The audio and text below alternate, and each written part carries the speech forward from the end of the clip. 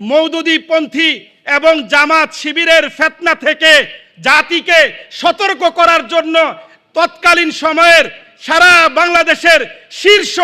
আলিয়া কওমি ঘরানার যত ওলামায়ে কেরাম ছিলেন তাদের দস্তখত, তাদের নাম সহ তাদের আকীদা কি এবং সেটার ক্ষেত্রে আহলে সুন্নাত ওয়াল জামাতের মাকাম কি, অবস্থান কি, সেটা পরিষ্কার করে জাতিকে সতর্ক করেছেন। আজকে আফসোসের সাথে বলতে হয়, আজকে আমাদের দরসের মধ্যে এগুলোর আলোচনা হয় না, সেমিনারে আলোচনা হয় না, মাঠে ময়দানে আলোচনা হয় না, যার কারণে আজকে আমাদের তলাবা এবং কিছু কিছু আলেমদেরকে আমরা দেখতে পাচ্ছি তাদের মধ্যে ভালোবাসা জেগে উঠছে। এই জন্য পরিষ্কার ভাষায় বলতে চাই, আমাদেরকে দর্শে আলোচনা করতে হবে, আমাদেরকে তাদের মুখোশ উন্মোচনে যে কোনোভাবে কথা বলতে হবে, কারণ আমাদের বর্তমান প্রজন্ম এই দলের মাজলুমিয়াত দেখেছে, জালেমিয়াত দেখে নাই। এই জন্য অপেক্ষা করেন, যদি এরা ক্ষমতায় পায় তাহলে কওমি মাদ্রাসার অস্তিত্ব হুমকির মুখে পড়বে।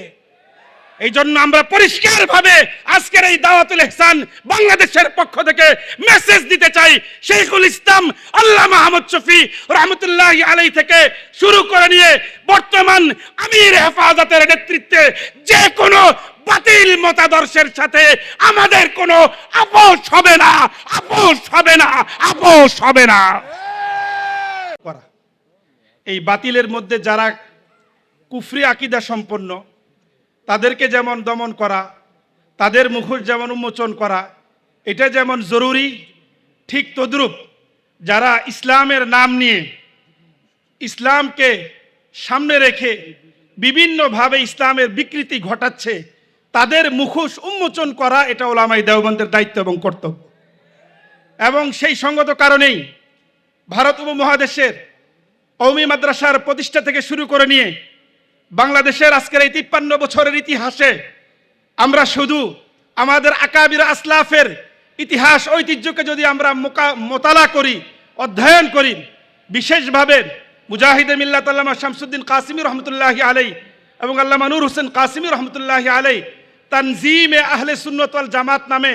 একটি সংগঠন তৈরি করেছিলেন। সেই সংগঠনের ব্যানারে সুস্পষ্টভাবে একটি বুকলেট বের করেছিলেন। সম্মানিত উপস্থিতি, এই পর্যায়ে আপনাদের সামনে অত্যন্ত